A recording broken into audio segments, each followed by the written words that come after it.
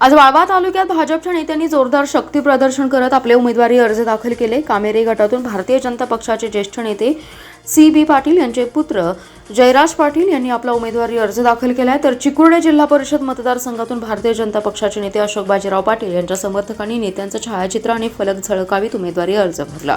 पाटेगाव जिल्हा परिषद मतदारसंघातून रेटे धरण गावचे उद्योजक अमोल पाटील यांच्या पत्नी ज्योती अमोल पाटील यांनी आपला उमेदवारी अर्ज दाखल केलाय।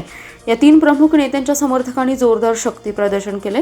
कुरळप पंचायत समिती मतदारसंघातून इटकरे गावचे प्रदीप आकाराम कांबळे यांनी भाजपच्या वतीने उमेदवारी अर्ज दाखल केला, तर बागणी पंचायत समिती मतदारसंघात अपक्ष उमेदवार बबनराव संपतराव पाटील यांनी आपला उमेदवारी अर्ज दाखल केला। आज एकूण 5 उमेदवारी अर्ज दाखल झालेत। भारतीय जनता पक्षाचे 4 तर 1 अपक्ष उमेदवारी अर्ज दाखल झालेत।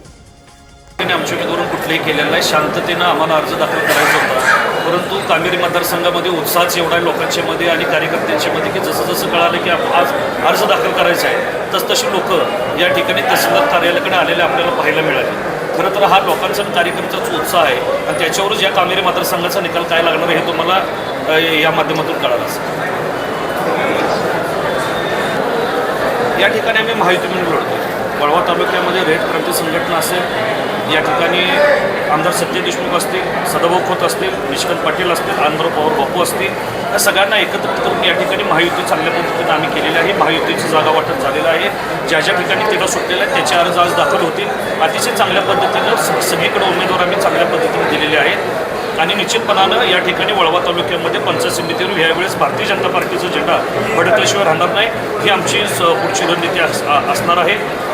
आणि त्याच पद्धतीनं येणाऱ्या सर्व काही दिवसांमध्ये बघायला मिळेल की एकत्रितरित्या बैठक असतील, सभा असतील, रॅली असतील, हे आम्ही एकत्रितरित्या करून आमचे सर्वच्या सर्व उमेदवार या ठिकाणी निवडून आणण्याचा आमचा प्रयत्न असतो।